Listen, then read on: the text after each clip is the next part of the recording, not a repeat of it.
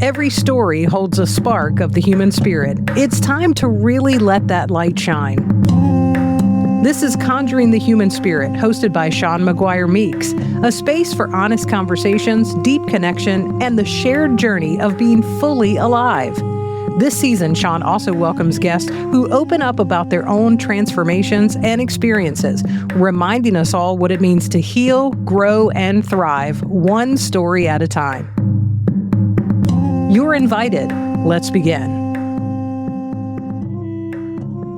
Today I'm sitting down with Timorie Edwards, someone whose life has been shaped by courage, spirit, and an uncanny ability to listen to the whispers in her life and then move boldly.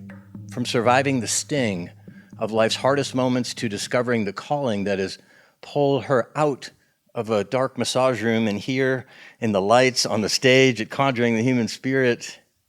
Her story is a journey of resilience, intuition, and alchemy. She's amazing. And this episode explores what it means to her to conjure the human spirit and to follow the signs and to allow transformation to unfold one brave step at a time. So please share one intentional breath with us. In and out. Let's begin. Timorie! We're here, but before we even begin, let's call out what's there. Can we do that? The ladybug? Yeah. There is a ladybug here with us. Seems it's been by my side since I've arrived. Since you've arrived. 1, 2, or 3. Yeah. Yes. Yeah, so it welcomes you to the farm. You know, I often say that the whole land and its animals welcome people when they come here. Yes. And it's So welcome. It welcomed you in your room. You've had 3 of them in your room. Yes, from the moment I arrived. Yeah, they've been on you, like traveling with you to reassure you. I don't know. We'll dive a little bit deeper into maybe what that means. But first, I wanted to thank you so much for coming all the way from Florida. I appreciate you making the effort. Thank you for having me. I know you said it was a beautiful drive, but Yes. It is an effort. It's great to be here. You know, when you come on this podcast, I really want people to be here. We could do this by Zoom, Right. which I think is a soul snatching, truly. Yes. So for you to be here is really awesome. And you got here yesterday. Yeah. And we've had an awesome opportunity to eat and walk and talk and cry and laugh and all the things. All the things. In preparation of our time here with them and for us to share with them what it means to you to conjure the human spirit. So before we begin, or as we begin, just tell folks who you are and where were you born and where you're living now and a little bit about that. All right. I'm originally from Texas, West Texas, Midland, and I now live in Fernandina Beach, Florida. So from the desert to the ocean, it's a good little journey. Oh, yeah, absolutely. Yeah. How did you make it from West Texas to Fernandina? So after high school, I initially went to Dallas. I lived in downtown Dallas for 15 years, and then off to Florida towards the Winter Springs area, and my marriage brought me there. Okay. And divorce took me to Fernandina Beach. Well, okay, so tell me more about that. You had said something yesterday around that's where your ex-husband's family is. Yes. I'm very close with my ex-husband's sister. So through listening to those whispers, following the signs, being in a space where I needed to give up control over my life and follow what Spirit had planned for me. And through those signs, that's what led me to Fernandina, which is not a bad place to be led to. No, it's a pretty magical place. It is very magical. It is. But when you were married and you have a son, Yes. and then when you were filing for divorce or getting divorced, your family wanted you to come back to Texas. Yes, my sister said, you don't divorce somebody and move closer to their family. Now get back home to Texas with your family where you belong. And I thought, oh, but you should see this place. And I really think I can make this work. So, and I'm still very close with my sister-in-law. So, yeah, and we've made it work. Yeah, and it's even bigger than that because we're just going to So keep much diving to these whispers because I think that's where the magic is. At least you inspire me in that way. And, because you were a high-powered executive when you were married and had a full career. No, you didn't. I was like, not even close. Yeah, well, you were a high-powered executive. You were a stay-at-home mom, and that's probably the most While I important was job married. on the Yes, planet while you were yes, married, right? yes. But you really didn't have anything to lean back on. I in terms didn't. of- I had Dallas. Like I said, I lived in Dallas, and I actually made a pretty good name for myself as far as in the bartending community. Okay. So I'd done some great things in that essence. The service industry in Dallas is a good place to be. And like I said, making a name for myself, I've probably opened 30 different concepts. So worked for some restaurateurs and things like that. So having that career and then getting married and everything just coming to a stop. So when you're in the service industry, high speed, high volume bars, and then you're just at home. It's being mom. Slow, yes. It's slow, but it's fast-paced. I mean, it's the hardest job on earth. I know. I mean, I'm a gay guy. I don't have any kids, but I would say it's the hardest thing. yeah. Being a stay-at-home mom is the hardest thing I've ever done. yeah. And so when the divorce happened, it was like, and you were called to move to Florida. I mean, your family really wanted you to come back to Texas because, like you said, you had inroads in Texas. You made a name for yourself in Dallas. You were really somebody, and you could pick your life up after the divorce and really begin again. And just start over. Easy Yeah, peasy. but instead, there were little whispers that kept showing up for you, and yes. like coins and ants and talking to you and things Yeah. like that. Can we talk a little bit Yes, about that? yes. So in the depths of all of that, I had come to a space where I was kind of throwing a lot of temper tantrums to spirit because I was so lost and so confused and so lonely, when you're in the depths of despair. So I essentially kind of started asking for signs. And one of the first ones that showed up I just kept noticing how I saw coins and change everywhere, constantly. So I actually just Coins on the ground, change, like change. loose change, but everywhere to where you couldn't miss it. It just seemed off. So I Googled it. What is the spiritual meaning of seeing change? And it said the angels are speaking to you and that you're undergoing massive change. So you're seeing change, Yeah, and you're I'm going going through through change. Tell me So, more, girl. Tell me more. So, okay, following that, I know this is Yeah. what we're doing. And in that process, I was going between the Orlando area and Fernandina Beach and spending a lot more time with my sister-in-law there, where she has a great friend group in her community and kind of witnessing the way in which she moved through her life. Small movements every day, leading to building something great. And You said she constantly is moving. she is constantly. Her house Yes. is perfection. I mean, I think of her as just, perfection. People Mm-hmm. say nobody's perfect, and I say, you haven't met Lindsay. And in that point in my life, I was in such a low point. I had convinced myself, and I was convincing others, that I had chronic fatigue syndrome and all sorts of other health issues. And I think a lot of that was a part of not just depression, but suppression. So when I would go and visit her and just kind of tack onto her life, I became a part of something. I was working towards something else and an assistance to someone else. So then I started seeing ants everywhere. And again, everywhere. I'd be at the grocery store and they would just be on me. So I Googled it. What is the spiritual meaning of ants? And they serve something higher than themselves. They make small movements every day that lead to something bigger. And it's a huge sense of community. So in seeing those and starting to really be guided and being open to where I needed to make those next steps, following that's what led me to Fernandina and having a more Because clear you picture. correlated the ants with your sister-in-law. Yes. Yeah, who you call your sister, but yes, she's your I sister-in-law. I call her my sister. But yes, because she had a community. She was making those moves all day, every day, constantly.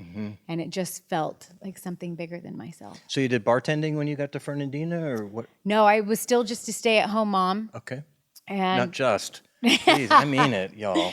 yes, For all this you is moms true. watching, you are amazing. Yes, You're yes, absolutely amazing, yes. and you're amazing for doing that. Thank it's the you. most important thing on earth, but you got to make a living, right? Right. So, but you have to make a living. yeah, exactly. Yes, yes. So, no, it was actually her husband, maybe a year, 2 years before that, had asked me, Timorie, if you could be anything in the world, what would you be?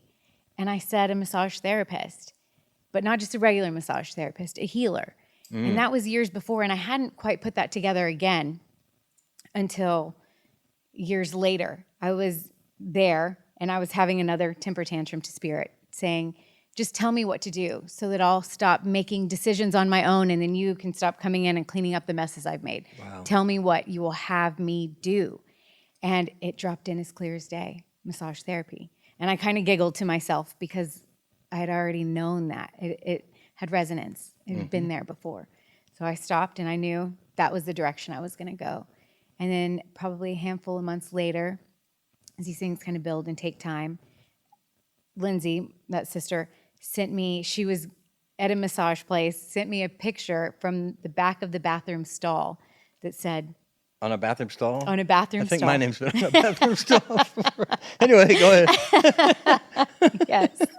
On the back of a bathroom stall, it said free tuition, 900-hour program, this, that, and the other. She took a picture of it and sent it to me on a Friday. And that Monday, I started massage school. Wow. Yes. Wow. Yes. I mean, it's one of the things I love about you is the like the small whispers from the coins. What does that mean? To the ants, what does that mean? To the sign in the bathroom. It's Yes. like this, that's why I say this alchemy that you possess, that you welcome in your life Yes. is just, because signs in the bathroom aren't usually good signs, for a good time call, Yes. but nonetheless, there it was. And There so it it's was. like, and you have this beautiful way of blending your humanness with spirit. And you're so approachable and in that way, and I try to resemble that in my own life because I'm from 326 West 23rd Street, honey, and we grew up on welfare with food stamps. Yes. And I ain't nobody, and I Right. don't know much, but what I do know resonates with me, and we're the same like that. Like Very what much. you do know resonates, and when the coins talk, we listen. We listen. When the ants talk, we Yes. listen. When Ladybug sits. Ladybug shows up, Yes. what is that about? Yes. And when you got here, the Ladybug showed up, and there were 3 of them. You came out elated out of the Buck suite. And how is that suite? Is it doing good for you? Positively perfect. Yes. You're welcome. I'm glad you're here. It is one of the fanciest rooms we have It is. It's real nice. at the retreat here. But you came out just so thrilled that again, there was a bathroom incident. You sat down, and there were That's it. 3 And ladybugs. there were 3 ladybugs So right there. And I thought, oh my gosh. So, Yeah. yes. And you came out. And you're like, 3 is important, and ladybugs are important, Shawn. And I've got to look up what they mean. And what did I ask you about that? We'll sit with it. Yeah. What And does you it mean decide to what you? that. Yeah, you sit with it. Yeah. Yes. Yeah. I think we're so quick to look up on Google, what does it mean? Yeah, to get an answer, Right, and get the those- right answer. Yeah. Yes. Right. And the right answer was check in with you. Do you remember what that was? And I do, Mm. because it was, you're right here, right now, in the time that you need to be here, because this is our 3rd time to try to make this This is our happen. 3rd time.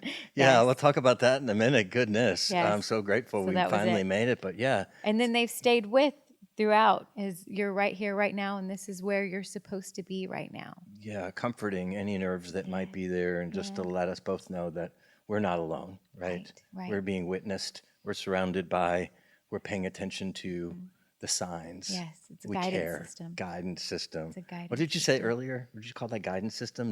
The guardianship of the Spirit Squad. Yes, girl, say it again. The guardianship of the Spirit Squad. Yeah. Yes.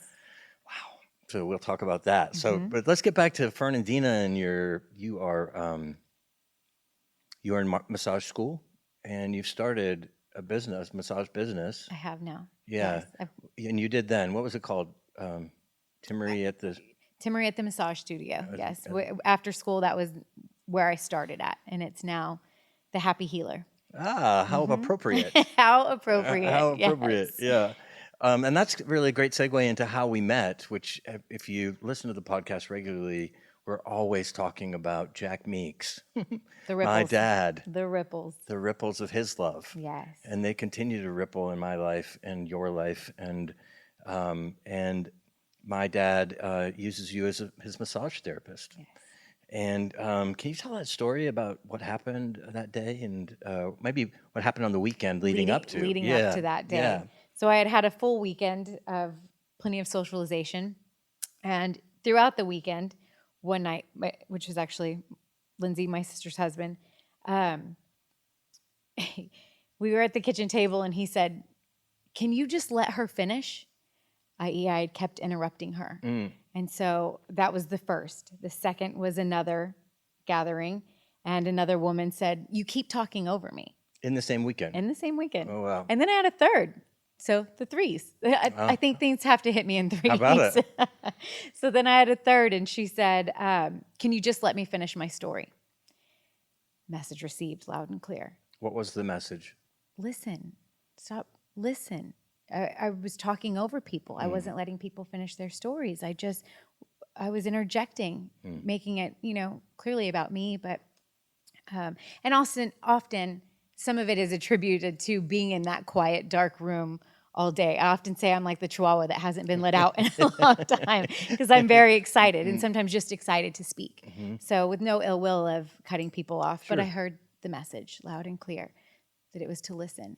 So throughout the weekend, I took pauses and held space and asked Spirit, okay, what will you have me do? I hear my assignment is to listen. Now what will you have me do? And I was open for that. So the following week when I got back to work, Jack Meeks was my first client.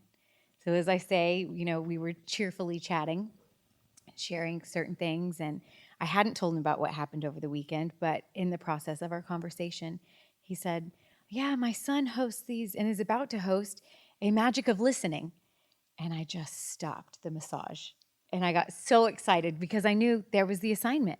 I had asked, and here it was. And so then I told him about what happened over the weekend after.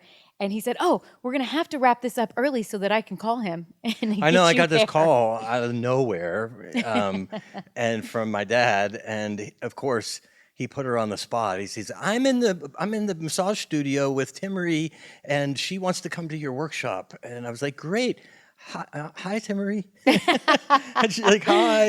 And I was like, "You want to come?" "Yes." And of course, I followed up with you afterwards because my dad has the way of, what did you say earlier? Like he making likes it to happen. get things done and make it happen immediately. Yeah. There is no time for delay. But I wanted to check in to make sure you really wanted to be here because I want people who really want to be here. Of course. And you said, "I absolutely want to be I here." have to be there. I have to I be. have to follow the assignment. Yes. Yeah.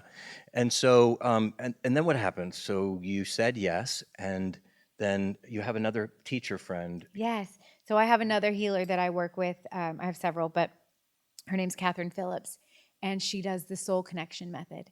So then she came in. I had signed on to do this with you and had a certain room picked out. Yep, the queen room. Yes. And then Catherine was in my office, and I was working on Catherine, and she had mentioned that she kept having a tickling sensation in her ears. There was something in her ears, not a ringing, but that they were being tickled. And I laughed at that a bit because I have this big feather lamp in my office, and when things are really moving energetically, I can get a tickling sensation on my face. And I kind of give it a wink to the universe as if, the angels, feathers, wings, angels, as if they're assisting in this. So I took that as a nod to there's something in your ears. You need to come and listen. Come to this magic of listening with me. And she agreed that there was something there, and she signed on. So that changed our room. It did. You called me, and what a privilege and pleasure to meet Catherine and to share the magic of listening with her. But that you wanted to share space with her. So here at the retreat at the farm, we have different rooms, and this is the bee room. Yes. We have the raccoon room, the raptor room, the buck room, buck suite where you are now. But the be kind room has 2 single beds in it, so that if you want to come with a friend, you can and share the room. And so you were in the bee room, and you guys came in on a Friday afternoon, and Jeff cooks awesome food. Yes. Even when you came in yesterday. I'm going to eat so good for the next few days. So she knows. Yes. Jeff really pampers everyone, but when you come in for the magic of listening, you eat, and then you don't even know anyone, and you just kind of breaking bread with people and getting to know. And then we gather here in this ceremonial space in the barn, and then it's been a long day for everyone. So you're just gonna go back to your room. We get up at breakfast, and then we met at the Labyrinth, and we have a 60-foot wide stone labyrinth on the property, and met there, and just kind of talking a little bit about what that what a labyrinth is and what does it mean to you. And I look over, and there is Timorie. Her eyes are closed, tears are streaming down her face. Now, let me tell you, here at the farm in Middle Georgia, we are in what's called the gnat belt, and certain times of the year when it gets warm, the gnats come out, and they don't bite. They're not like sand gnats from Florida, and they're not vicious like mosquitoes from up north, but they swarm, and they get in your ears and the eyes, and they don't bite, but they're annoying. And the day the magic of listening started, I had a brand new bottle of Swamp Gator, which there's all natural and prevents these gnats from swarming. And it fell off the 4x4 onto the driveway. And literally moments after, Jeff came driving in the driveway and ran over this brand new bottle and squashed the entire bottle. And so I didn't have any offering for these gnats. And so there she was, poor Timorie, standing in there, stoic, with her eyes closed and tears streaming down her face as these gnats. I swear you had more gnats on you than anyone else. Yes. And so I offered this opportunity for you to, of course, go in the house. I mean, you don't have to stay here and suffer.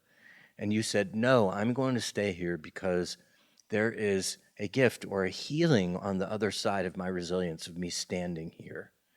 And I was like, whoa, this girl's deep.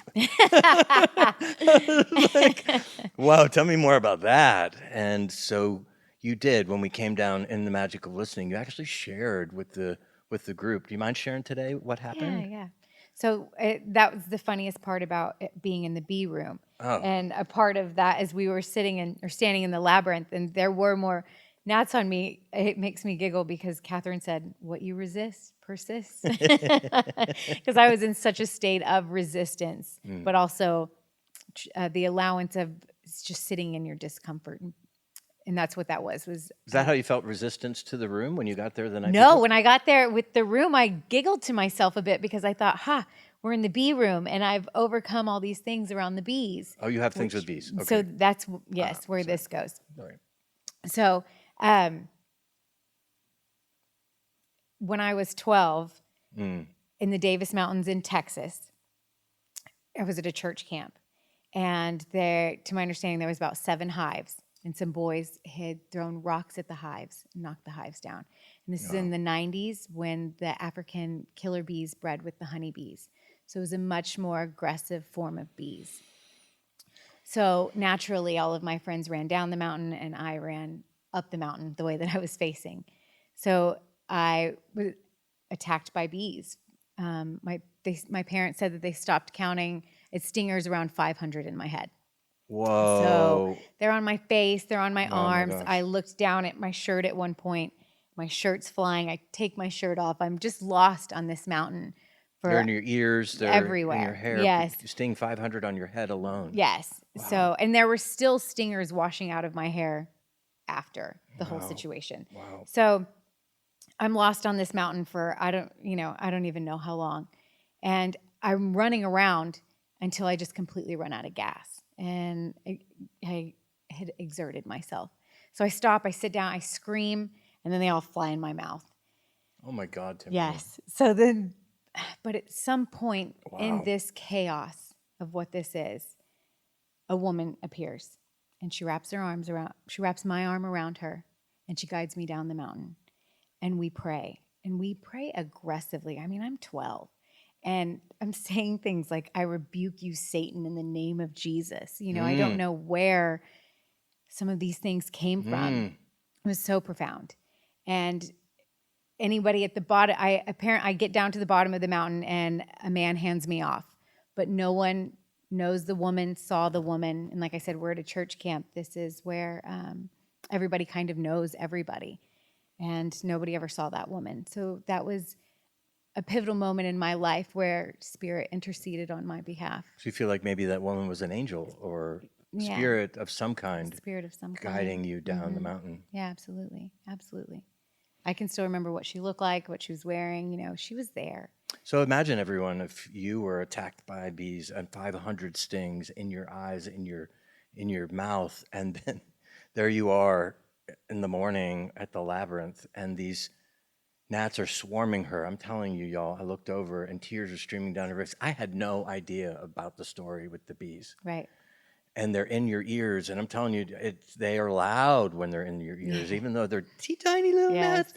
gnats. So what you must have been going through that moment. And that's what I say, that I was like, whoa, this woman's a badass. Like, wow, like standing there. She knows something I don't know. Right. She knows something I don't know. Well, and I knew that they weren't.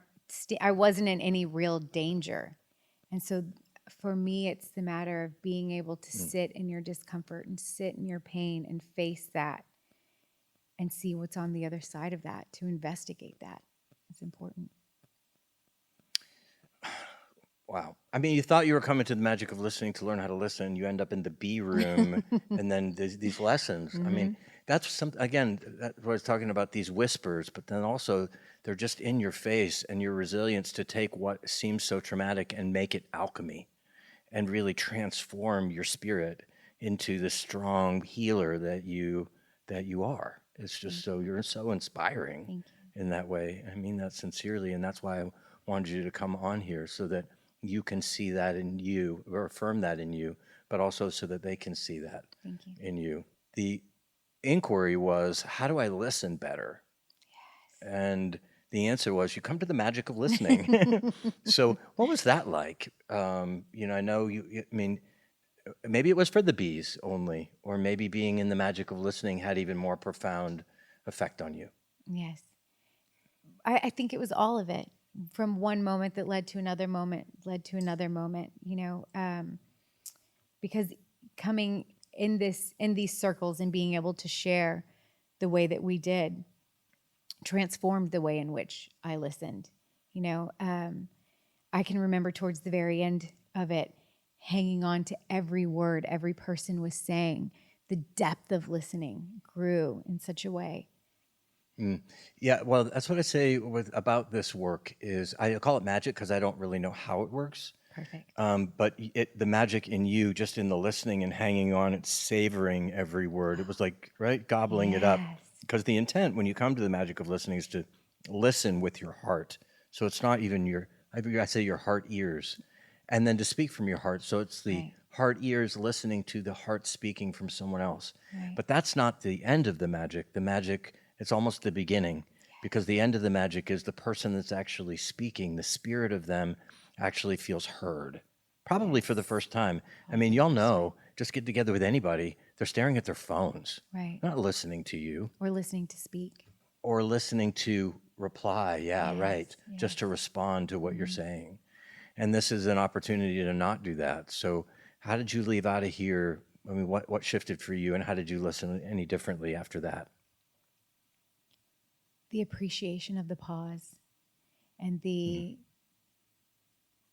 remembering what it was that someone said. So you take the time to listen to each word, each thing that they say, and allow it to sit with you to a point that if somebody said, "Now what did I just say?" you could repeat that back to them. And isn't that something? Because often we're in a state of what your rebuttal is or what you want to say back. And when you're wholeheartedly listening, you're absorbing the absorption of somebody else. And the recognition that they then not just feel heard, but feel seen.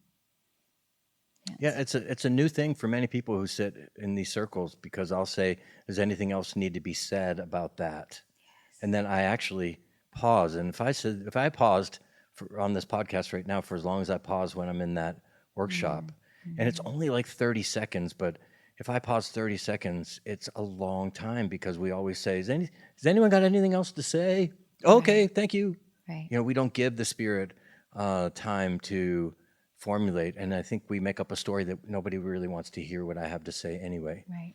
And it's interesting too, I don't know if you noticed when you're here, just like if we just scratch the spirit of the human spirit of what's happening, what comes out. Right. Like joy comes out, or tears come out, or those sorts of things, just in the listening. So I'm so glad that that's my hope, is that we take what's learned in this tent, in the barn, out there, because that's what the world absolutely needs.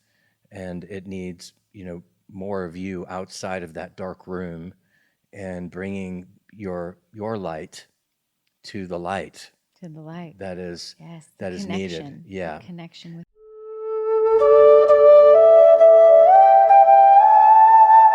You've been listening to Conjuring the Human Spirit with Shawn McGuire Meeks. To connect with Shawn, learn more about working one-on-one, or to grab your spot for an upcoming workshop, visit McGuireLife.com or tap the link in this episode's description. Thank you for joining us, and remember, you're not alone.